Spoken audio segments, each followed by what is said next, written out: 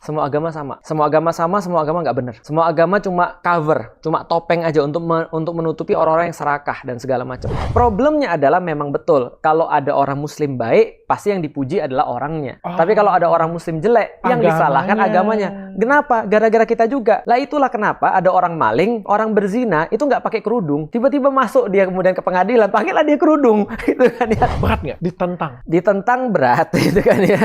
Tapi yang lebih berat itu sebenarnya ditentang sama orang muslim, gitu kan ya. Oh, gitu? Separah para bapak saya, nggak pernah pengajian saya dibubarin. Semenjak ulama-ulama itu diangkat derajatnya selevel Rasulullah, maka disitulah konflik dimulai. Tanya Dokter Richard. Tapi aku jadi pengen belajar nih dengan Ko Felix nih. Boleh ya? Boleh ya? Nggak keburu-buru kan? Nggak keburu-buru. Oke, aku pengen belajar nih. Jadi kan Ko Felix nih Tionghoa? Ya. Murni? Murni. Papa Tionghoa? Saya masih ada Mama nama Chinese. Masih ada nama Chinese? Xiao Chen Kuo. Wah. Anak saya masih ada nama Chinese. Masih ada nama Chinese? Masih, karena bapaknya Chinese. Oh, marganya Xiao berarti? Xiao. Marganya Xiao. Oke. Betul. Sorry, aku pengen tanya. Dulu agamanya apa? Katolik. Oh. Sama ya? Sama? Iya dong. Kan orang Palembang. Orang Katolik. Papa Katolik? Papa Katolik, Mama Katolik, Papi, Mami Katolik, Nenek Buddha. Jadi saya sebenarnya Bhinneka Tunggal Ika. Bhinneka Tunggal Ika. Tapi sekolah dari SD, SMP, SD di mana? SD Saprus 2, SMP Saprus Maria, SMA Saprus 1 Bangau. Oke, tiga-tiganya aku tahu. Tiga-tiganya aku tahu. Oh ya jelas, terkenal. Di Maria banyak cewek cakep tuh. Oh iya, pasti dulu metodis ya? Enggak. Aku dulu Saprus 1 semua ya. Oh, Saprus 1. Semua ya. Okay, Kamboja, Bangau. Terus sampai lulus kuliahnya masih kuliah non-muslim? IPB. Masih Katolik? Masih Katolik sampai semester ketiga. Semester ketiga? Betul, jadi Muslim. Kenapa? Waktu itu, jadi saya tuh... Apa yang merubah Felix Xiao menjadi seorang Muslim? Bahkan di depan saya ini bukan hanya seorang Muslim, tapi juga seorang pendakwah, seorang ustadz, seorang yang luar biasa. Sejarahnya jadi lengkap, yang tadinya nggak ngerti sejarah dan nggak tahu sejarah, benci sejarah.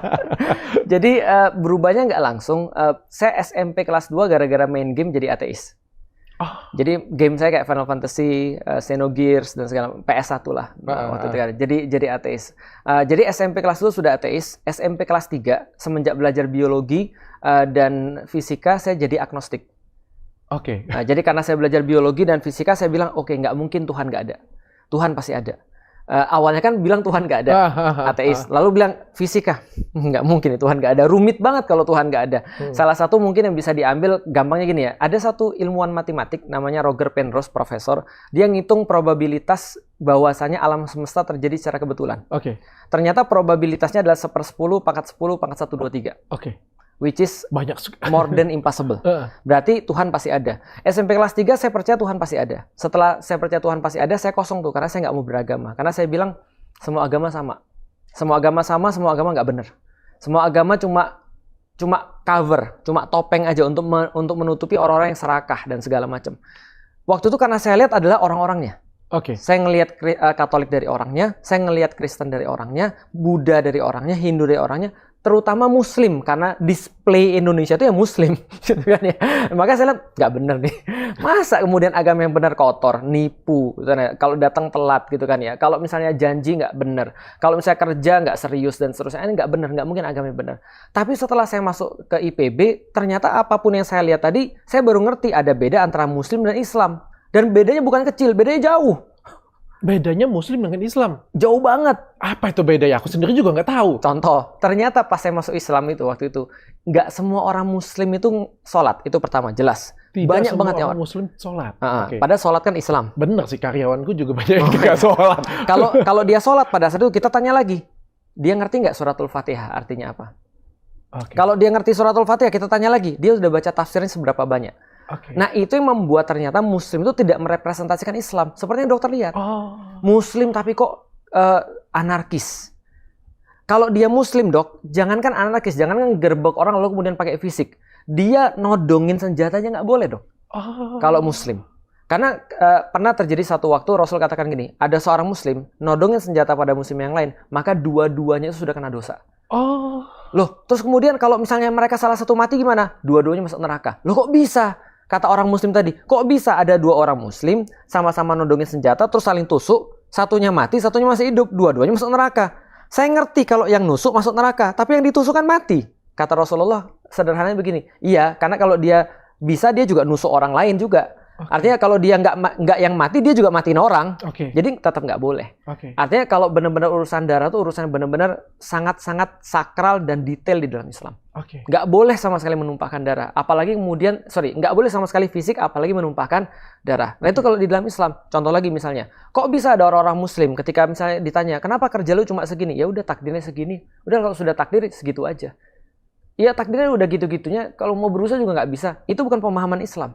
Banyak banget orang-orang pemahaman yang dia pikir pemahaman Islam, tapi sebenarnya bukan pemahaman Islam. Nah, ini problemnya ini. Ada orang nggak mau kerja keras karena bilang sudah takdir.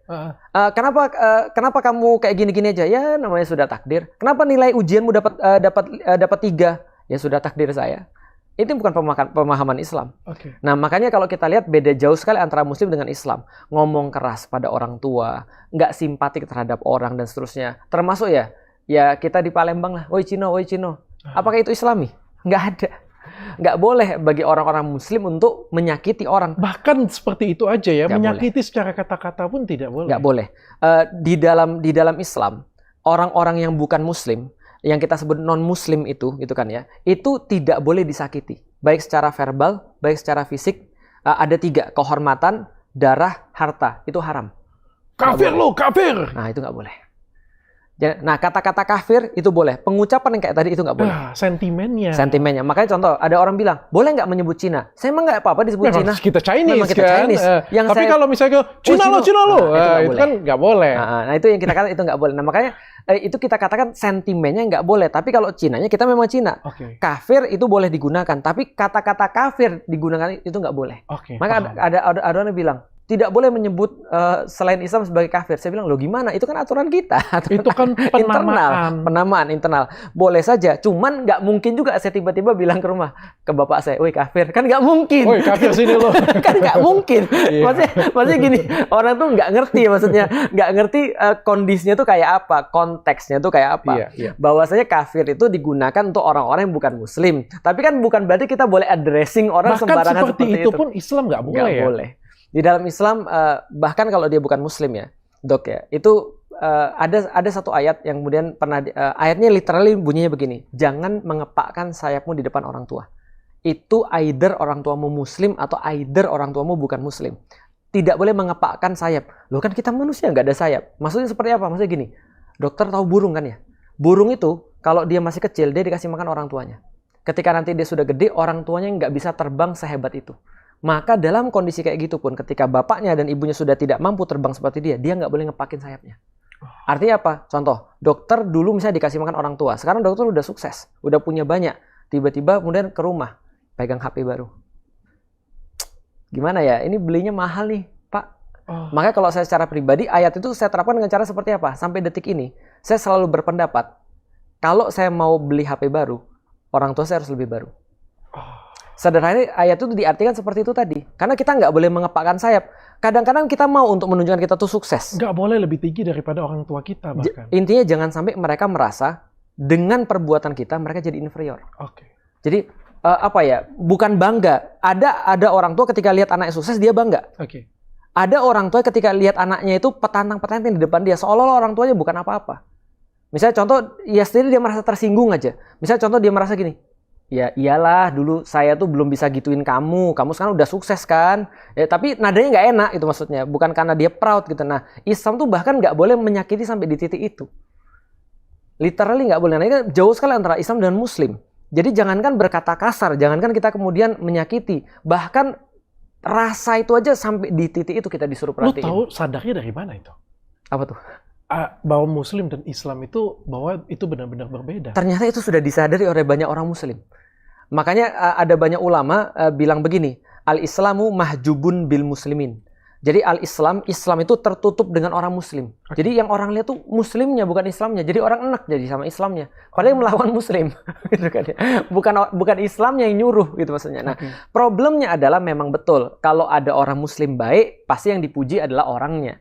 Tapi kalau ada orang muslim jelek, yang disalahkan agamanya. Kenapa? Gara-gara kita juga. Lah itulah kenapa ada orang maling, orang berzina itu nggak pakai kerudung. Tiba-tiba masuk dia kemudian ke pengadilan, pakailah dia kerudung, gitu kan ya. Terus gimana ceritanya, gitu kan? Apa yang pengen ditunjukkan dari sini, kan gitu. Saya tuh juga pusing juga, itu kan ya.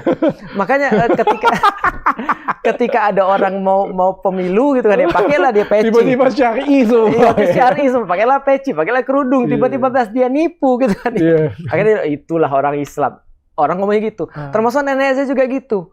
Ketika kemudian dia ngelihat saya udah mulai nggak betah di agama saya, nenek saya bilang, "Lik, boleh masuk agama apa aja, asal jangan Islam." Karena yang dia lihat Islam tuh begitu wajar banget.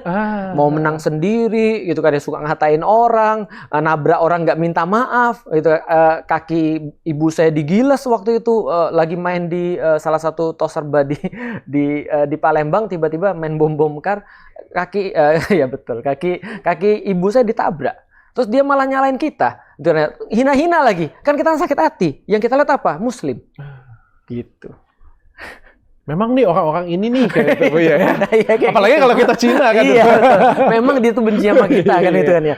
Nah, jadi ya aku selalu bilang gini, nggak salah sih kalau seandainya ada orang-orang Chinese mereka kemudian ngelihat Islam tuh nggak suka. Karena itu sudah masuk ke dalam bawah sadar.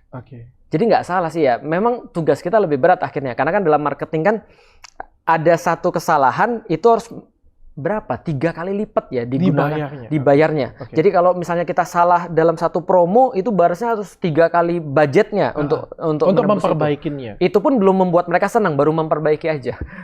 Berat lo jadi ustadz tugasnya. Iya, memang berat. Lalu itu kelas 3 semester 3 ya. Terus tiba-tiba jadi muslimnya? Nah, muslimnya setelah saya diskusi, ketika di kuliah saya diskusi, nah di situ saya dapat Islam beda dengan muslim. Saya baru ngerti, oh ini Islam. Kalau gitu ini dari kemarin saya cari. Karena Islam beda banget ternyata dengan muslim yang saya lihat. Ternyata apa? Islam itu sebuah konsep hidup. Yang ngajarin lu siapa? Namanya Ustadz Fatih Karim. Waktu itu di kuliah, saya diskusi dengan beliau, waktu itu WTC lagi ditabrak. Jadi pas WTC lagi ditabrak? Iya, 2001 kan WTC ditabrak tuh. Justru orang bilang teroris, lu jadi Islam di situ. Nah itu dia tuh. Justru ketika itu saya jadi lihat, sebentar. Itu teroris, emang bener? Jadi ketika saya cari, ternyata nggak gitu. Waktu itu saya hadir di IPB, ada satu diskusi menepis opini negatif tentang syariat Islam. Padahal kata-kata syariat itu ngeri banget waktu saat itu tuh. Bunuh orang, jihad gitu kan ya. Bom orang, Allahu Akbar dan segala macam. Saya datang ternyata nggak sengeri itu ya. Ternyata di dalam Islam syariat itu tidak lebih daripada SOP. Jadi kayak gini deh. Satu rumah sakit dengan rumah sakit yang lain, apa yang membedakan bagus atau tidaknya kan SOP. Satu dokter dengan dokter yang lain, dokter zaman dulu dengan dokter zaman sekarang, apa sih yang lebih advance dari dokter zaman sekarang? SOP-nya lebih banyak. Islam juga sama. Syariat itu adalah SOP. Supaya membuat orang tuh tidak rusak, tidak kacau. Nah itu ada SOP-nya. Nah itu syariat Islam. Nah ketika saya ternyata tidak hanya masalah jihad, tidak hanya masalah apapun, tapi yang dinamakan dengan syariat itu berkaitan juga dengan contoh misalnya melindungi akal. Makanya di dalam Islam homer dilarang supaya orang-orang terlindungi akalnya. Karena kalau akalnya hilang, manusia itu kalau akalnya hilang nggak ada bedanya dengan mohon maaf binatang. Binatang separah-parahnya binatang nggak pernah makan anaknya. Tapi kalau ada orang hilang akal, pulang-pulang mabuk, kita semua sudah tahu lah apa yang bisa dilakukan oleh bapak-bapak mabuk. Sampai rumah apa yang terjadi? Bapak saya nggak mabuk aja sampai rumah ngeri, gitu kan? Apalagi bapak mabuk, gitu kan ya? Tentu saja lebih mengerikan kan, gitu kan ya? Nah makanya Islam itu syariat. Contohnya lagi misalnya, apalagi syariat ketika ada orang misalnya mencuri dipotong tangannya, kita tahu seberapa nggak enaknya motor hilang. Orang udah susah-susah nabung, gitu kan ya? Beli motor hilang. Bahkan hilangnya sekarang sudah sindikat pencurian motor. Nah, ketika ada potong tangan, orang-orang jadi terlindungi dan itu semua syariat. Menghormati orang tua tadi syariat. Tidak kemudian dalam tanda kutip ya menghamili anak orang, tidak melakukan itu juga syariat dan seterusnya. Syariat ternyata ada banyak kehidupan di situ. Dan pada waktu itu lo langsung putuskan untuk menjadi Islam. Karena nggak ada pilihan. Bagi saya ketika saya berpikir Islam nggak ada pilihan ketika saya punya akal yang berpikir satu-satunya dapat Islam. Dan pada waktu itu lo apa itu namanya? Syahadat. Syahadat. Di mana? Syahadatnya di IPB di kos-kosan. Di kos-kosan. Agak kurang bersejarah ya. Iya, agak kurang bersejarah. Sampai sekarang saya lupa itu tanggal berapa. Kalau Mas Deddy Corbuzier kan di masjid besar oleh guru besar gitu. Kalau saya lu agak kurang bersejarah ya. Karena tidak ada yang tahu kayaknya. Nggak ada yang tahu ya. Betul. Syahadat itu di mana aja, bahkan di masa Islam ada Raja Najas, itu adalah orang Kristen, dia bersyahadat nggak ada yang tahu. Cuma dia sudah bersyahadat. Nah, kenapa kita tahu dia sudah bersyahadat? Ketika Rasul mendengar kabar bahwa Raja Najas itu wafat, dia memerintahkan Muslim untuk sholat goib. Itulah syariat sholat goib yang pertama. Sholat goib itu gini dok, ada orang meninggal di tempat yang lain, kita sholat di sini. Nah itu sholat goib, sholatnya jadi terpisah jarak dan waktu. Nah itu sholat goib. Nah itu pertama kalinya syariat sholat goib ada karena Rasul mensolatkan goib Raja Najas. Itu syahadatnya nggak ada yang ngaksiin dan nggak ada yang membimbing. Jadi sebenarnya contoh ya, kalau Dr. Richard, wah saya udah tahu nih kebenaran Islam. Lalu kemudian sebelum Dr. Richard meninggal, Dr. Richard syahadat nggak ada yang tahu. Syahadat diri sendiri kayak gitu ya? Itu sudah masuk Islam. Sesederhana itu Islam, nggak perlu ritual. Nggak perlu ritual, nggak perlu ada di mana, nggak perlu ada ustadz sekalipun. Karena sebenarnya agama itu private. Private. Betul. Tapi siapa sih yang berperan mengubah ini? Apakah hanya ustadz itu, ada wanita atau ada teman dekat gitu? Alhamdulillah setelah saya masuk Islam saya malah putus pacaran. jadi kenapa? Karena di dalam Islam kan nggak ada pacaran. Iya, jadi di dalam Islam kan nggak ada pacaran ya, ada langsung nikah. Maka waktu itu saya bilang ke bapak saya, Felix mau nikah. Bapak saya bilang, kau nih, gitu kan ya, ganjen kau nih, itu kanji kau nih, gitu kan, bahasa Palembang gitu kan. Jadi bapak saya nggak boleh saya nikah umur 18 tahun. Akhirnya ya udahlah saya putus pacaran. 4 tahun kemudian saya baru nikah dengan istri saya sekarang. Lu jadi Islam pada waktu itu lu langsung kasih tahu bokap nyokap? Saya perlu waktu 3 minggu, 3 pekan untuk ngasih tahu bapak saya. Jadi 3 pekan saya belajar sholat dulu, belajar saya harus ngomong apa nih gitu kan ya. Karena kan nggak langsung pinter ngomong kayak gini kan itu kan ya. Jadi artinya apalagi itu pasti pindah ke Islam kan agak-agak jauh ya, agak berseberangan banget. Yang susah itu ngomong sama mami, sama ibu. Berseberangannya bukan karena apapun, tapi karena kita kan Chinese dan mereka terimanya informasi negatif semua tentang Islam. Yang susah tuh sama mami, karena mami kan perasaan. Kalau papi kan logika. Logika yang sekarang, saya tuh warisan dari bapak saya. Jadi bapak saya tuh sangat kritis sekali. Dia tiap jemput saya pulang, saya kan tinggalnya di Polygon. Jadi kalau dari kota harus agak jauh dikit jalannya. Nah, karena agak jauh jalan, dia selalu buka Zainuddin. Dan dia selalu kritis terhadap agama. Lik kayak gini segala macam. Nah, bapak saya nggak terlalu khawatir sih, karena saya bilang karena terbuka. Dia logik, dia terbuka. Ibu saya yang saya khawatir, karena dia perasaan. Nah, jadi ketika penjelasan itu yang memang sangat sulit sekali. Jadi bapak saya di sini ngajak logika, saya masih ngebahas, saya duduk di sini, ini bapak saya di sini. Lu temuin? Ini ibu saya di sini. Kakak saya di depan sana lagi bawa pisau. Serius? Dia bilang, Lik, awas kalau mami ada apa-apa ya. Dia sudah tahu. Saya harus berantem sama yang mana dulu nih, gitu kan. Maksudnya harus ngomong sama yang mana dulu nih. Nah, jadi ya memang itu kondisinya. Tapi ya gimana ya, saya secara pribadi merasa bahwa saya sempat mau menyembunyikan. Sebagaimana para mu'alaf yang lain juga kadang-kadang menyembunyikan keislaman mereka. Tapi saya pikir gini, kalau saya sembunyikan keislaman saya, pertama, saya nggak pede dengan keislaman saya. Yang kedua, saya nggak memberikan chance buat bapak dan ibu saya juga untuk ngerti Islam seperti saya ngerti. Maka yang saya dapat adalah benar, semua informasi. Ibu saya nangis-nangis, Lik, kamu kenapa masuk Islam? Kamu pengen kawin lagi ya? Saya bilang, kawin aja belum. Saya bilang, kawin lagi. Itu kan. Image-nya jelek banget ya. Iya, punya bini banyak. Itu kan ya. Ngebom di Palestina. Itu juga ibu saya bilang, nanti kamu ngebom di Palestina. Saya bilang, enggak, Mi. Itu kan. Nanti kamu begini. Nanti kamu nggak ngakui keluargamu. Enggak, justru saya bilang. Ya, orang banyak salah paham ya. Makanya saya kasih tahu pada semua mu'alaf, kalau pertama kali kamu datang ke orang tuamu, tanya sama mereka, kenapa kamu khawatir? Sampaiin pada saya, biar saya bisa tahu kenapa kamu khawatir. Ibu saya bilang, nanti kamu nggak ngakuin keluarga lagi. Saya bilang, enggak. Justru di dalam Islam, andaikan saya lagi ngisi 500 orang nih, atau 5.000 orang, atau kayak sekarang saya lagi podcast, ibu saya telepon, Lik, pulang. Saya bilang, boleh nggak sebentar, Mi, ini lagi podcast. Enggak, sekarang pulang. Saya harus pulang. Walaupun harus ngisi 5.000 orang, saya harus pulang kalau ibu saya yang bilang. Karena harus mendengarkan. Nggak ada negosiasi kalau soal ibu. Karena ibu ini setelah Tuhan, ibu. Berarti kalau ibunya bilang, pulang. Saya nggak usah nanya, emang ini urgent? Enggak, pulang aja. Udah, kita nggak perlu tanya apa-apa lagi. Pulang. Itu Islam. Nah, artinya saya bilang, ya mami gak usah takut, ini jaminannya. Dan memang benar ya, saya dulu nggak suka sama bapak ibu saya. Terutama bapak saya. Kenapa? Karena dia kan jahat. Itu kan dia saya main basket di rumah ya. Salah saya sih main basket di rumah ya. Lu nakal ya waktu dulu pasti ya? Lumayan lah itu kan ya. Tapi nggak kriminal. Ya. Jadi main basket di rumah, tanpa ya mungkin saya juga sadar sih sekarang ketika kita lagi kesel kali ya, kesel di kantor, pulang langsung ditusuk pakai pisau tuh bola basket saya. Padahal saya lagi hobi-hobinya main basket. Lagi emosian, lagi baca komik, dirobek komik saya. Ya mungkin karena salah saya juga, karena baca komiknya kan di depan meja makan. Iya.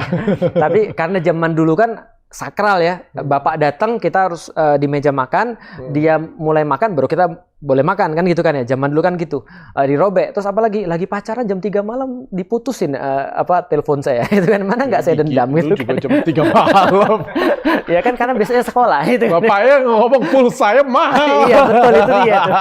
Nah, dulu kan pulsa mahal kayak sekarang. Nah, akhirnya saya berpikir ketika sama Islam justru itu yang berusaha saya lakukan, mending gitu kan ya, memperbaiki hubungan dengan bapak, dengan ibu gitu kan ya, dan segala macam.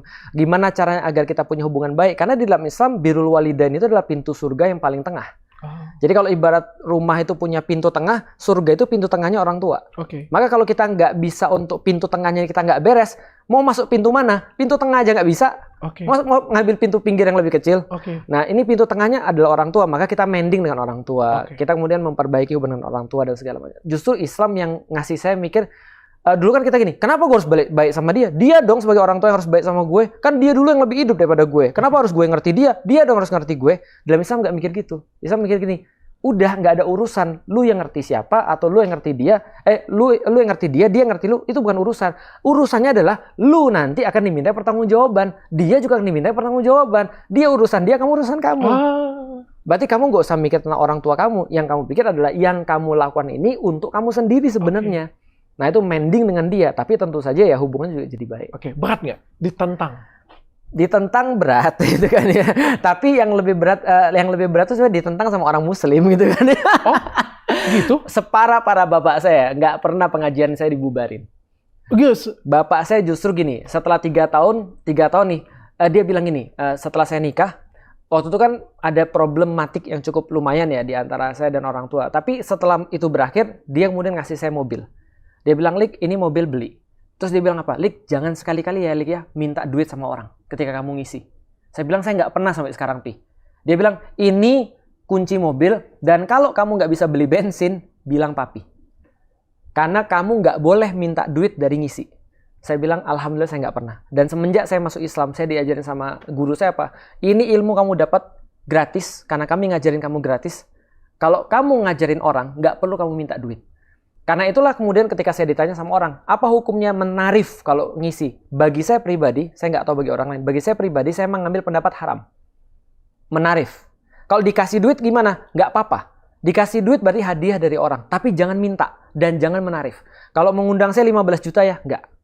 Kenapa? Karena dakwah itu bukan kepentingan orang yang dengar, tapi kepentingan saya. Sama seperti gini. Coba dokter bayangin. Benar. Benar nggak? Bukan kepentingan orang yang dengar itu. Ini pahalaku. Tanya sama orang Muslim, hukumnya dakwah apa? Wajib. Sama kayak sholat.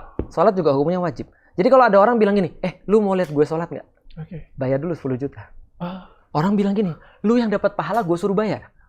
Lah kan lu sholat, lu yang dapat pahala. Lu dakwah, lu yang dapat pahala. Lu nggak dakwah, lu dosa. Lu nggak sholat, lu dosa juga. Kenapa lu harus narif orang? Kecuali dia ngajarin sesuatu yang profesional. Contoh, ngajarin baca Quran. Dia boleh narif. Karena profesional, sama kayak dokter. Saya buka seminar. Bagaimana cara membedakan skincare yang palsu dan skincare yang asli. Atau saya buka seminar. Ada ilmu yang dibagiin. Ada ilmu yang dibagiin. Bagaimana cara membuka bisnis skincare. Nggak ada masalah dibayar. Tapi kalau orang Muslim dakwah, dibayar. Bagi saya, ya kalau yang lain mau menarif, saya nggak tahu pengambilan mereka seperti apa. Tapi bagi saya haram. Bapak saya akhirnya juga bilang begitu. Kamu nggak boleh minta. Iya, saya nggak minta. Mobil saya difasilitasin. Rumah saya difasilitasin. Saya buka usaha hijab. Bapak saya modalin 400 juta. Kemudian saya pergi kemana-mana, bapak saya fasilitasin juga. Sampai, Lik, kamu sering ke airport ya? Iya. Kamu terus di mana? Ya, saya nunggu aja. Kenapa nggak ke launch, Lik? Nggak ada duit. Nih, papi buatin kartu launch. Dia yang buatin kartu launch. Sampai hal-hal seperti itu tadi. Sederhana. Tapi yang lebih berat adalah ketemu dengan orang Muslim, yang katanya Muslim, toleransi sama orang yang bukan Muslim, tapi sama orang Muslim sendiri nggak bisa toleran. Ini kan aneh.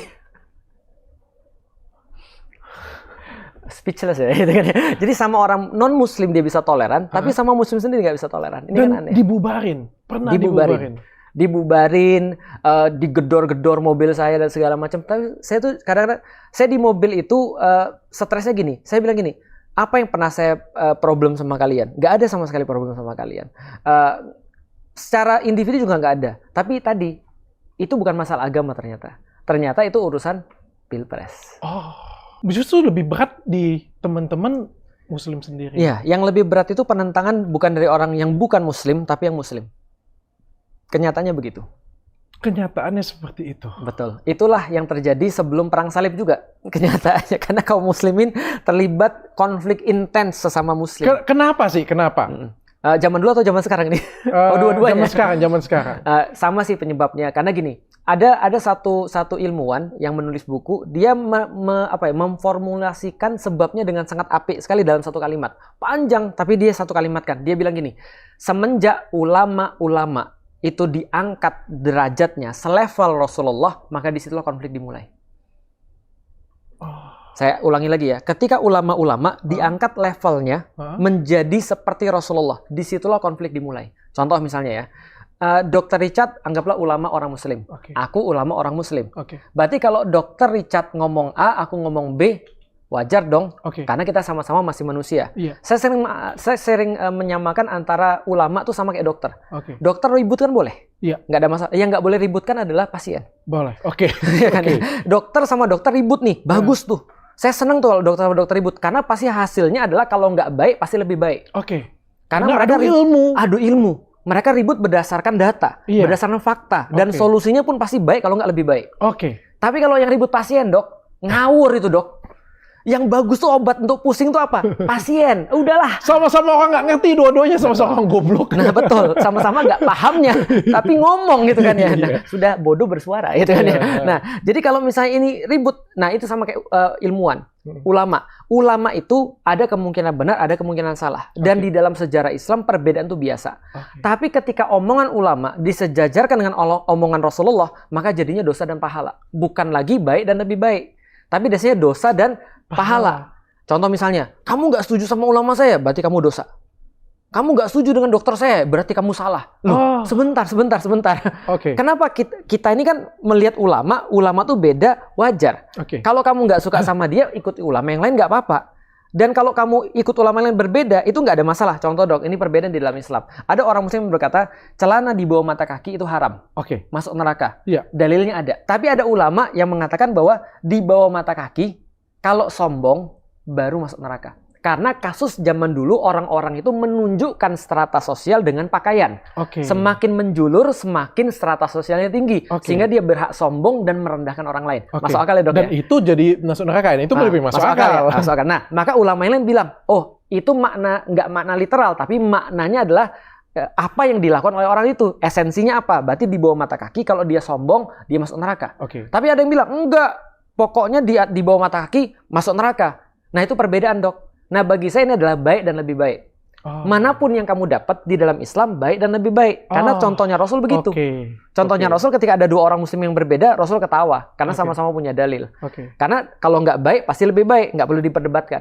Cuma bedanya antara best and better. Gitu aja gitu kan ya. Nggak mungkin salah. Tapi sekarang, lu nggak di bawah mata kaki, masuk neraka. Nah ternyata catatan di waktu itu sebelum perang salib, kaum muslimin intens konfliknya adalah sampai bunuh-bunuhan. Ketika dalam perkara-perkara perbedaan yang harusnya boleh. Nah ini yang terjadi sekarang juga. Perbedaan sederhana. Maksud lu apa? Begini. Maksud gua apa? Begini. Tapi ribut. Ada yang bilang maulid boleh. Ada yang bilang maulid nggak boleh. Ribut. Padahal harusnya kan nggak ribut. Orang esensinya kita sama-sama satu bilang kenapa maulid boleh? Karena ini memperingati lahirnya Rasul. Mungkin semua orang kasih pendapat nih, jadinya ribut. Nah sebenarnya pendapat nggak apa-apa, asal pendapatnya oleh para ahli tadi. Dan ahlinya tidak diangkat selevel Rasulullah. Karena kalau level Rasulullah cuma kemungkinannya dua. Halal atau haram, dosa atau pahala. Tapi kalau ulama-ulama ini, boleh nggak salah ulama? Boleh. Kalau Rasul nggak boleh salah. Jadi contoh ya, ada orang nggak suka sama saya, bukan berarti dia nggak suka Islam loh dok. Dokter Richard bilang, aku nggak suka Felix. Apaan tuh orang itu? Dia mu'alaf, sok tahu. Nggak apa-apa dok. Saya nggak akan bilang, Richard ini berarti sentimen terhadap Islam. Enggak dok. Tapi orang-orang yang tadi, Dok, yang tadi saya bilang kenapa punya konflik, begitu ada orang nggak suka sama dia, begitu ada orang berlainan pendapat sama dia, dia bilang, dia bukan berlainan pendapat sama saya, tapi dia berlainan pendapat sama Rasulullah. Mana nggak jadi konflik? Paham nggak, Dok? Karena dia menilai ketidaksukaan sama dia sebagai ketidaksukaan sama Islam. Atau sebagai pembanggangan terhadap Rasulullah. Lambang dianya jadinya. Betul. Padahal yang gua nggak suka tuh lu, bukan Rasulullah. Sama kayak ada orang ini, tahun-tahun lalu ada orang bilang, saya Indonesia, saya Pancasila. Berarti kalau saya nggak suka sama orang tadi boleh nggak? Bukan berarti saya nggak suka Pancasila dan saya nggak suka Indonesia kan itu kan ya. Saya cuma nggak suka sama dia aja. Orangnya. Tapi ada orang yang berkata begini, kalau dia nggak suka sama saya, berarti dia ancaman negara ini. Ini yang terjadi pada saya sekarang. Yang saya kritik itu adalah kelakuan yang salah. Tapi dia mengatakan saya nggak suka sama entitas yang lebih besar. Nah itu kan sama. Luar biasa. Aku mulai detik ini ya, aku cinta dengan Felix Xiao. Tapi jujur ya sebenarnya sebelum ketemu dengan Felix Xiao kan aku cuma dengar-dengar ya. Felix Xiao itu radikal, hati dan lain sebagainya. Himpunan Tani Indonesia ya. Iya, pas duduk di sini aku ngobrol, gila, cinta damai, orangnya penuh kasih kayak gitu ya. Logik. Belum kita ngomong One Piece. Ya, lu kenapa bisa dicap radikal, bro? Ya, itu tadi. Nah, itulah pentingnya opini, pentingnya syiar. Jadi pentingnya informasi dan referensi. Nah, itulah kenapa saya bilang bahwasanya apapun yang kita lakukan terhadap masalah Palestina itu matters. Karena itu adalah soalan referensi. Referensi itu membentuk pemikiran orang. Tadi saya bilang bahwa referensi informasi mengendalikan kecenderungan, mengendalikan pikiran, mengendalikan aksi dan reaksi orang. Jadi saya nggak pernah menyalahkan kalau ada orang tiba-tiba takut sama saya karena informasinya salah. Informasi yang mana yang buat lu terkesan diklaim seperti itu?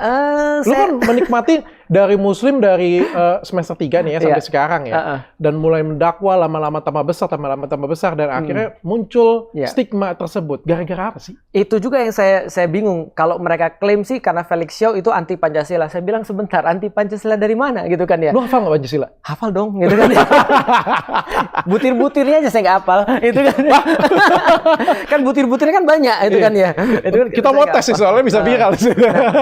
Justru saya tuh pernyataan saya yang saya sampaikan adalah saya itu justru mau untuk ngajak ngobrol ketua BPIP untuk ngobrol tentang Pancasila dan saya yakin bahwasanya kalau ada orang nggak pernah baca Quran dia nggak pernah akan ngerti tentang Pancasila. Contoh nih, Dok, ini penting nih. Sila keempat, kerakyatan yang dipimpin oleh hikmat kebijaksanaan. Nah sekarang coba saya mau nanya dokter sebagai orang umum seperti saya, hikmat itu artinya apa?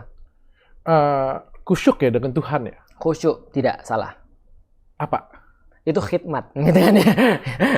Hikmat itu kalau kita buka di KBBI, artinya adalah bijaksana. Ada 2 pelajaran yang saya paling benci, yang sekarang saya paling perhatian. Bahasa, sejarah. Hikmat itu artinya adalah kebijaksanaan. Di dalam KBBI sendiri. Jadi kalau kita ketik KBBI, Kamus Besar Bahasa Indonesia, maka hikmat artinya kebijaksanaan. Kita jadi bingung dong. Masa pendiri negara kita redundant? Padahal kalau soalan hukum, kalau Dr. Richard pernah mewawancarai ahli hukum tuh sangat rewel loh dalam masalah bahasa. Nggak boleh redundant, dan atau itu berbeda, dan segala macam. Kalau digabung hasilnya apa, dipisah jadinya apa, dan segala macamnya. Itu sangat detail sekali. Kok bisa mereka tidak detail ketika dalam penyusunan Pancasila? Kok hikmat digabung dengan kebijaksanaan? Pasti ada maksud lain dong. Ternyata hikmat itu diambil daripada bahasa Arab. Hikmah artinya. Hikmah dalam bahasa Arab juga artinya kebijaksanaan. Bingung lagi nih kita nih. Tapi ada rahasia yang saya nggak bisa cerita di sini karena panjang. Nanti saya cerita kapan-kapan aja. Bahwa hikmah di dalam bahasa Arab artinya adalah penguasa. Makanya dalam bahasa Arab al-hakim artinya penguasa, bukan hakim yang ngetok palu. Kalau hakim yang ketok palu bahasa Arabnya qadi. Tapi kalau dalam bahasa Arab al-hakim artinya penguasa. Makanya kemudian hukama itu artinya adalah penguasa. Nah makanya kalau misalnya hikmah kebijaksanaan diartikan dalam Al-Quran artinya penguasa yang baik, yang tidak sembarangan, yang dia punya benar-benar tidak hanya right and wrong. Dengan kebijaksanaan. Hikmat kebijaksanaan. Itu nggak bisa diartikan dalam bahasa Indonesia. Mustahil dalam bahasa Indonesia. Makanya bahasa Indonesia tuh nggak mungkin bahasa Indonesia tidak mungkin diartikan kecuali dengan bahasa Arab. Karena berapa? 40-60% ya bahasa Indonesia bahasa Arab. Dan bahasa Arab itu bukan hanya bahasa Arab ternyata. Ternyata dikasih kunci di dalam Al-Quran. Karena hikmah itu nggak mungkin bisa diartikan kalau orang nggak baca Al-Quran. Dan lu kenapa dibilang ini apa namanya anti Pancasila gitu? Itu dia, saya juga bingung gitu kan. Bahkan saya bilang, ayo kita diskusi siapa ketua BPIP gitu kan ya. Ayo kita diskusi gitu. Oh, gara-gara lu ngomong kayak gitu. Enggak sih, gitu. Mungkin karena sesuatu yang lain. Contohnya lagi misalnya, saya menolak Menolak NKRI. Saya bilang, gimana ceritanya saya menolak NKRI? Paspor saya merah putih. Itu kan ya. Saya orang Indonesia. Di mana-mana saya ditanya, kamu orang mana? Dari Indonesia. Itu kan ya. Gimana nggak mengakui? Ya, framing. Ya, yang terjadi di mana-mana kan framing sebenarnya. Tentang orang baik jadi jahat, orang jahat jadi baik kan framing. Gimana ceritanya, Dok? Ada orang misalnya contoh ya, dia sudah berbuat salah, dia sudah berbuat korupsi, kriminal, tapi dia masih bisa menduduki jabatan misalnya. Karena framing. Gitu. Gimana ceritanya ada, nanti kita nggak jadi podcast gitu kan ya, tukang bakso gitu kan ya. Framing itu kan penting. Iya, gue kaget. Tapi lu tahu dong siapa yang buat ini? Less or more, iya. Yang buat pasti adalah orang-orang yang mereka merasa kepentingannya terganggu ketika kita ngomong tentang Islam. Maka saya selalu bilang, contoh misalnya, ketika Belanda datang ke Indonesia, yang stand up terhadap Belanda adalah orang Muslim. Karena orang Muslim tahu bahwasanya menjadi bagian terintegrasi dalam agama mereka adalah untuk menjaga kebebasan itu. Kebebasan yang tadi saya bilang harta, kehormatan, dan juga satu lagi darah, gitu kan ya. Maka mereka tidak mau dikuasai oleh siapapun. Maka agama adalah setali dengan yang lain. Ketika Barat datang ke Indonesia bawa 3G, God, Gospel, and Glory, maka orang-orang Indonesia yang Muslim menjawab juga dengan hal yang sama. Mereka melindungi agama, mereka melindungi tanah, dan mereka melindungi harta mereka. Nah, ketika itu orang-orang Muslim yang lebih banyak, apa yang katakan orang-orang Belanda? Agama adalah provokator. Makanya terus hilangkan agama. Jangan sampai orang-orang Muslim ini mereka patokannya pada agama. Sehingga kalau mereka nggak pakai agama, mereka nggak punya alasan untuk berjuang. Nah, artinya peran agama ini penting. Makanya saya bilang Palestina itu masalah agama. Karena kalau nggak ada masalah agama, kita nggak berbuat sesuatu. Ya, kalian agak pinter-pinter dikit ya mencerna kata-kata Ustadz Felix Xiao ya. Betul. Maksudnya itu agama yang dimaksud itu bukan agama perang beda bentuk-bentukan kayak gitu ya. Tapi ini adalah masalah agama dalam agama Islam. Karena dalam semua kehidupan kita itu adalah agama dalam Islam. Betul. Maka ketika orang-orang Muslim, contoh Hadratus Syekh Hasyim Asy'ari misalnya, ketika dia kemudian mengadakan resolusi jihad, pada saat itu semua orang Muslim di Indonesia merasa, oh baru ketika ada resolusi ini siapapun yang berjuang jadinya syahid, yang nggak ikut berjuang apalagi yang membantu Belanda itu adalah dihukumi sebagai kafir. Gue pengen tanya nih, kalau tentang jihad atau tentang pengeboman, lu setuju nggak? Nah, tergantung dulu. Pengeboman ini yang mana dulu? Kalau pengeboman di Indonesia, saya sama sekali tidak sepakat. Karena Indonesia bukan medan perang. Tapi yang dimaksud dengan jihad itu harus diadakan di medan perang. Seperti yang tadi dokter tadi sampaikan. Jadi perang ini kan adalah segala, jadi gini, dari zaman dulu perang itu ada. Di dalam Islam, perang adalah jalan terakhir ketika ada halangan fisik dalam penyebaran Islam. Atau dalam futuhat. Atau ketika diserang juga sama, itu sudah pastilah. Nah, maka bedanya jihad dengan bom bunuh diri dan segala macam yang kita lihat itu adalah bedanya jauh sekali. Kalau jihad itu memang dia kondisinya perang. Dalam kondisi perang, apapun bisa dilakukan. Tapi kalau dalam kondisi di Indonesia lagi damai, lu tiba-tiba lu bawa bom, jangankan lu ngebom. Tadi saya bilang, pakai senjata gini aja nggak boleh. Apalagi kita ngebom orang. Pertama, belum tentu yang meninggal tuh orang-orang yang mereka bilang kafir itu. Yang kedua, belum tentu yang mereka bilang kafir itu juga bersalah. Gitu loh. Ataupun kenapa nggak diomongin dulu gitu kan maksudnya. Apa memang harus langsung seperti itu? Emang di dalam agama tuh memang nyuruh seperti itu. Makanya saya bilang gini, ada dua di dalam Islam. Ada akidah, ada syariat. Kalau orang ngerti akidah, dia punya motivasi, Dok. Kalau orang ngerti syariat, dia punya how to. Kalau ada orang punya akidah, tapi nggak ngerti tentang how to, maka dia akan stres. Kalau orang stres yang dia lakukan, pasti adalah apapun yang dia mampu. Dan dia bodoh amat. Tapi kalau ada orang nggak ngerti akidah, ngertinya syariat, dia nggak mau melakukan sesuatu. Nah, orang Islam itu adalah orang yang ngerti why, dan dia ngerti how to. Saya kesel banget sekarang ketika ngelihat misalnya di TV, kejadian kayak gini. Tapi apa itu menjustifikasi saya untuk kemudian tadi ngelemparin telur ke Starbucks? Atau ngelemparin telur ke McD? Atau ngelihat ada misalnya ada orang yang pro Islam langsung saya tonjok kepalanya? Nggak boleh. Walaupun sekesal apapun. Justru itu menggambarkan Islam yang tidak baik. Betul. Makanya ada orang bilang, pernah ada orang bilang gini, lu susah dong, Lik. Orang-orang nggak punya aturan untuk merangin Islam misalnya. Orang-orang merangin Islam, apapun bisa dilakukan. False flag operation bisa, bohong bisa, apa bisa. Islam punya aturan banyak banget. Ya sebenarnya inilah resiko. Resiko kan begitu. Ini kan lu jauh banget dari radikal kan. Tapi lu masuk ke Kofelix ini kan masuk ke dalam HTI. Di mana kita lihat HTI kan dibubarkan pemerintah karena diindikasi gitu ya. Kenapa kalau lu nggak ini sepaham kok bisa sepaham dengan hati? Nah, iya itu dia yang perlu saya sampaikan juga. Sejarah negeri ini tidak semuanya, sejarah negeri ini banyak yang harus dieksploitasi juga, harus dieksplor juga. Contoh misalnya, dokter tahu Buya Hamka? Tahu. Menurut dokter dia baik atau jahat? Baik. Tapi dia pernah dirilis, dia pernah dilabelin pengkhianat negara, menjual negara pada Malaysia. Dokter tahu Muhammad Nasir? Sering dengar, tapi mungkin nggak tahu seperti Hamka. Buya Hamka dan Nasir sama-sama di Masyumi dulunya. Dan Nasir ini tokoh yang sangat penting. Perjanjian Romroyen dia kemudian berperan untuk mengembalikan Soekarno dan Hatta waktu itu lagi ditangkap sama Belanda. Dalam ketika kasusnya Republik Indonesia Serikat, dia menentang pendirian Republik Indonesia Serikat. Dia bilang harus NKRI, padahal dia Muslim dan Masyumi. Tapi dia dilabel pembangkang negara juga. Satu pengkhianat negara, satu pembangkang negara. Dua-duanya masuk penjara. Dua-duanya masuk penjara dan akhirnya apa terjadi? Masyumi dibubarin dan dianggap organisasi yang ya sama kayak sekarang. Organisasi yang memberontak terhadap negara. Hati sebenarnya bukan dibubarkan tapi dicabut BHP-nya, dicabut badan hukumnya. Sehingga dia tidak bisa resmi menjadi organisasi di Indonesia.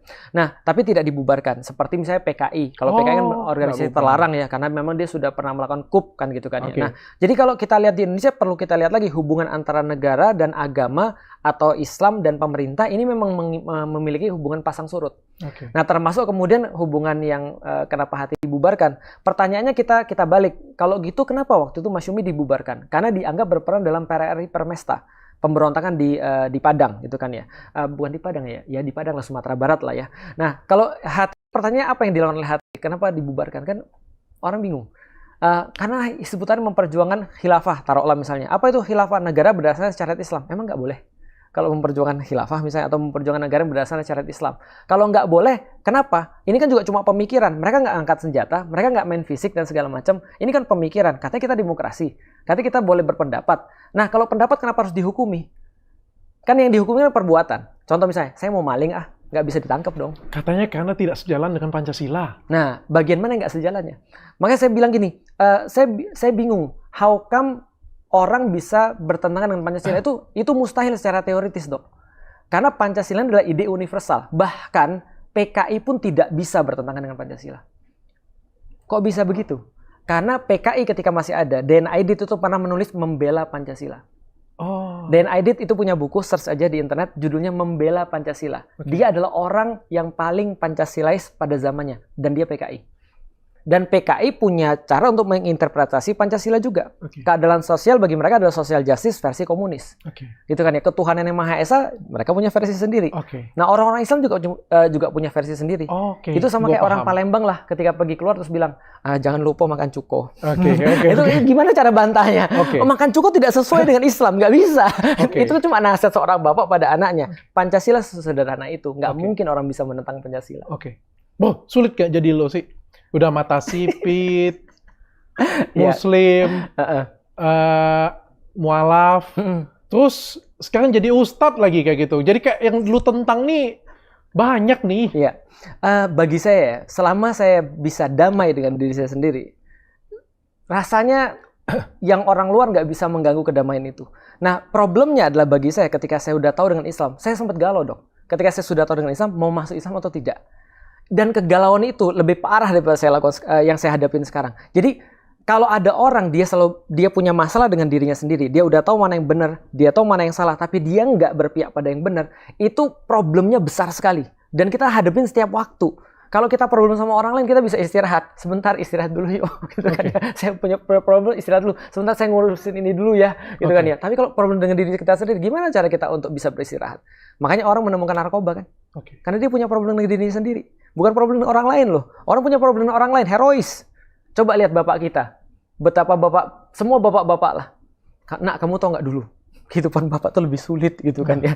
Bapak dulu jualan es, kan pasti itu diceritain kan itu kan ya. Bapak dulu begini, kalian mah enak. Bapak dulu begini. Kenapa dia bangga banget sih dengan kesulitan dia?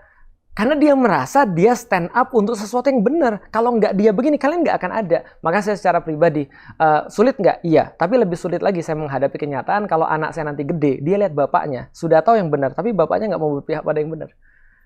Nah, maka bagi saya sebagaimana Buya Hamka, sebagaimana Natsir, orang-orang pendiri negeri ini, ulama-ulama sudah ngasih saya contoh yang baik, harusnya saya ngasih contoh yang baik juga pada generasi berikutnya. Biar mereka tahu pada waktu-waktu kelam kayak gini ada orang-orang yang juga tetap serius untuk memperjuangkan apa yang dia yakini. Oke. Gitu maksudnya. Oke, luar biasa ideologinya. Terakhir mungkin ini ya. Ini salah satu yang bikin chaos juga adalah jadi rame, terutama 10 tahun terakhir nih, tentang penistaan agama. Yang dulunya tuh nggak pernah ada penistaan agama itu, kayak gitu punya. Dan orang-orang jadi khawatir semua ya. Iya. Jangan-jangan gue ngomong di salah nih. Iya. Gue juga setelah ini kita filter dulu ya yang mana ya, gitu ya. Tapi kalau dengan Felix Show kayaknya agak aman. Iya, betul. Kayak sedikit-sedikit itu tuh penistaan agama, sedikit-sedikit penistaan agama. Lu setuju nggak sih? Iya. Pertama kalau dalam kasus yang kemarin saya kan yang di panggung gitu kan ya. Yang mana nih? Yang di panggung 212. Saya di situ. Nah, jadi gini ceritanya. Bagi saya yang problem lebih besar daripada penistaan agama adalah apa yang dibalik daripada penistaan agama itu. Karena dalam segala sesuatu yang bersifat fisik ada perkara-perkara non fisik yang lebih besar. Ini kayak iceberg. Ini kayak apa ya? Gunung es. Yang munculnya segini, yang di bawahnya ada segini. Nah, itu yang saya bilang bahwa itu adalah sebuah proses untuk desakralisasi agama. Jadi kita ini pengen Indonesia ini narasinya sudah sangat jelas sekali. Mereka pengen desakralisasi agama. Mereka bilang narasi mereka adalah agama ini buat kita mundur. Kita nggak bisa maju selama pakai agama. Maka ada program desakralisasi agama supaya orang tuh tidak menjadikan agama itu penting.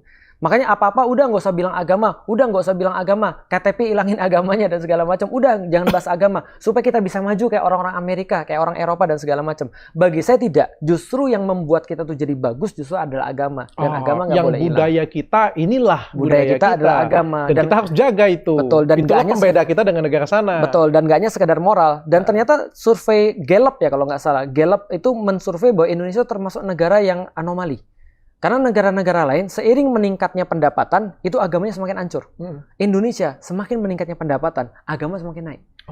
Indonesia ini negeri yang memang spesial menurut saya. Nah, jadi ketika kita lihat itu ada konteks narasi desakralisasi agama, akhirnya ingin menghilangkan agama daripada sebuah kehidupan sosial, kehidupan bernegara. Seolah-olah dibikin narasinya begini, kalau lu mau bernegara, lu jangan pakai agama. Kalau lu pakai agama, lu jangan bernegara. Salah satunya itu muncullah kemudian kata-kata tadi, jangan mau ditipu sama Al-Quran Al-Maidah 51. Itu kan adalah gunung esnya. Tapi paham ya dok ya cara berpikirnya. Cara berpikirnya adalah gimana cara agamanya hilang. Maka pilih pemimpin, lu jangan pakai agama. Karena kalau lu pakai agama, gue nggak akan bisa masuk nih. Lu jangan pakai agama. Kalau lu pakai agama, ini yang nanti terjadi nih. Dan itu sudah dimulai dari zaman Belanda. Belanda tidak boleh orang beragama karena agama yang memicu perlawanan. Maka yang pertama kali dihapuskan adalah pesantren. Tapi gara-gara kejadian itu sampai detik sekarang itu banyak kasus penistaan agamanya kayak gitu punya. Jadi kayak gara-gara satu itu jadi kayak receh-receh juga keluar kayak itu gitu punya. Dan makanya, tebang pilih kita ngelihatnya. Makanya jadi politisasi. Politisasi penistaan agama. Ini kan terjadi dan memang kita nggak bisa hindari ada proses yang salah seperti ini. Makanya saya bilang gini. Makanya saya selalu bilang sama orang-orang, dulu perasaan kita di mana-mana ya. Kita tuh nggak pernah ada problem bahwasanya kita tuh ada apa namanya, ada orang Cina, ada orang Kristen, Batak, bahkan ada iklannya dulu kan, Acong Joko Sitorus, gitu kan ya, iklan banyak sekali. Karena Indonesia tuh nggak usah diomongin tentang masalah apa ya, toleransi gitu kan ya. Mungkin toleransi dari kecil kita sudah belajar tentang itu. Yang paling parah di Palembang kayaknya itu kan. Mungkin itu nggak tahu yang lain gitu kan ya. Tapi bagi kita juga biasa-biasa aja gitu kan ya. Kita udah biasa. Nenek saya kalau lagi kaget bilang la ilaha illallah, itu nenek saya tuh. Gitu kan ya. Nenek saya biasa aja. Ya gitu, Allah biasa gitu kan aja kan. Gitu kan ya.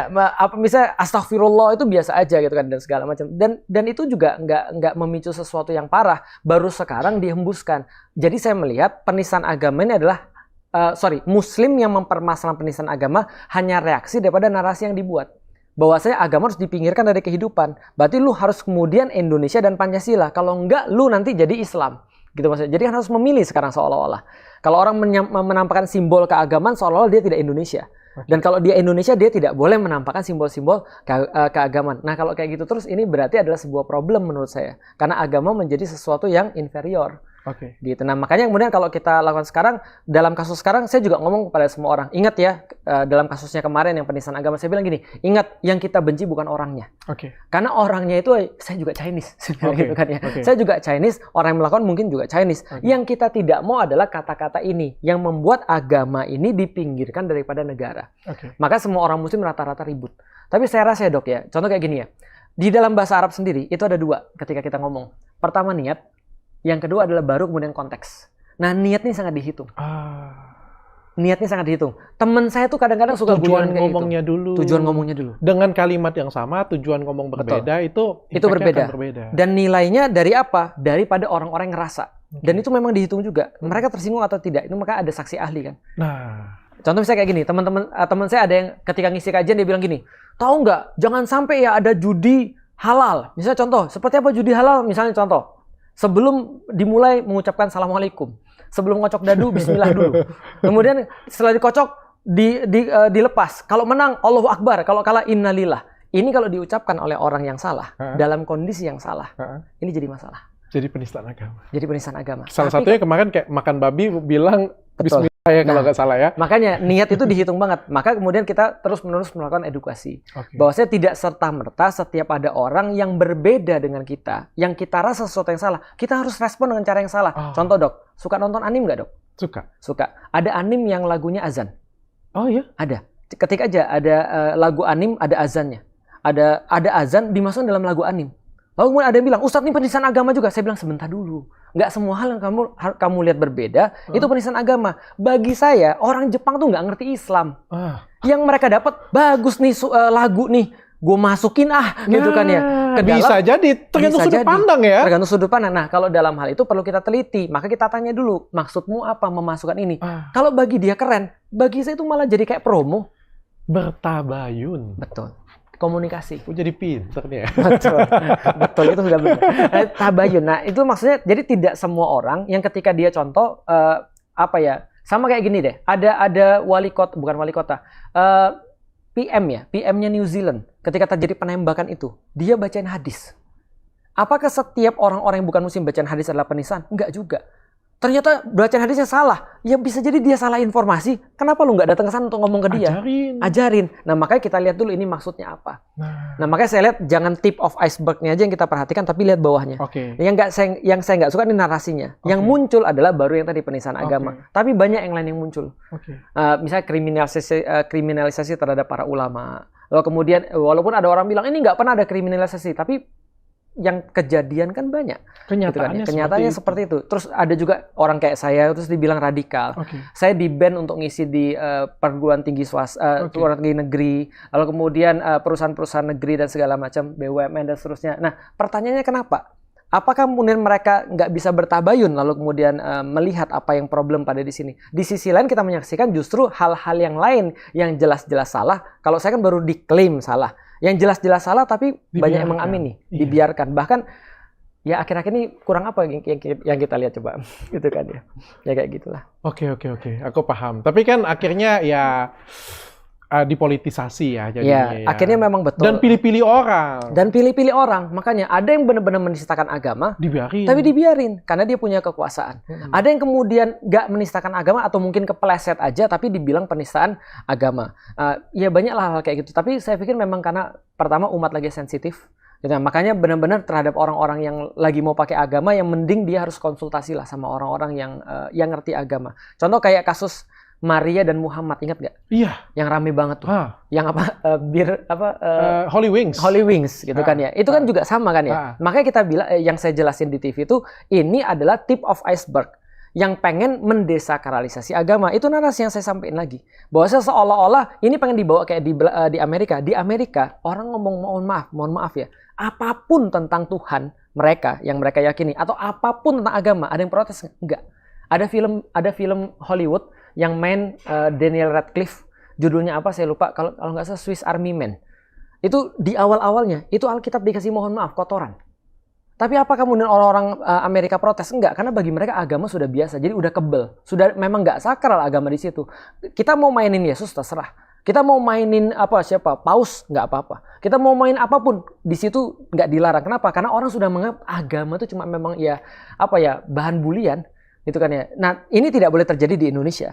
Gitu kan. Ketika orang melihat agama adalah bahan bulian karena Indonesia tidak sama dengan negeri-negeri yang lain. Nah, itu yang kemudian kritik saya terhadap Holy Wing. Lu udah tahu, makanya lu jadiin sebagai promo. Kalau lu nggak tahu ini bakal viral, nggak akan lu jadiin.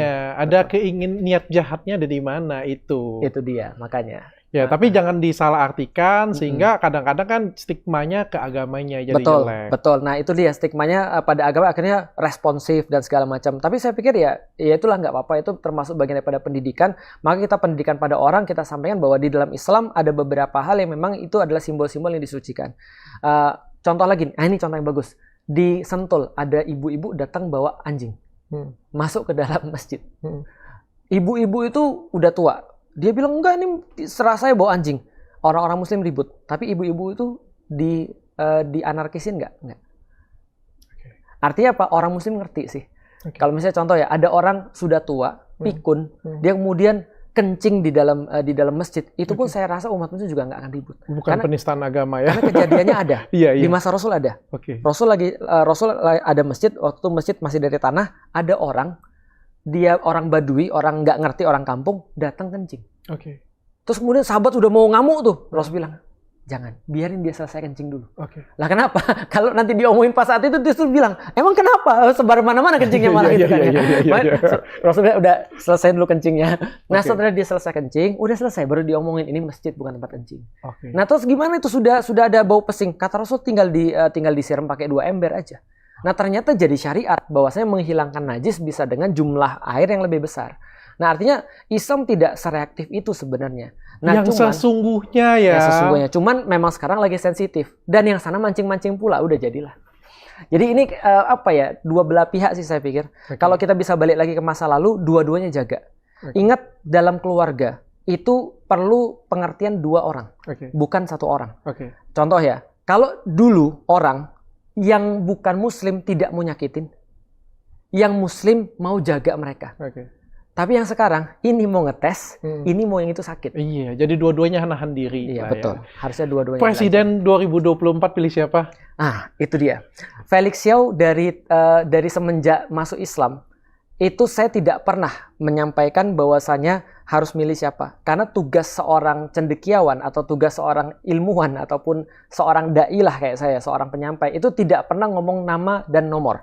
Karena kenapa? Karena manusia bisa berubah. Pemikiran nggak bisa berubah. Maka tugasnya adalah pilihlah pemimpin yang ini. Dan saya nggak akan pernah ngomong nama. Karena orang bisa berubah. Dan dunia sudah membuktikan Indonesia paling tahu.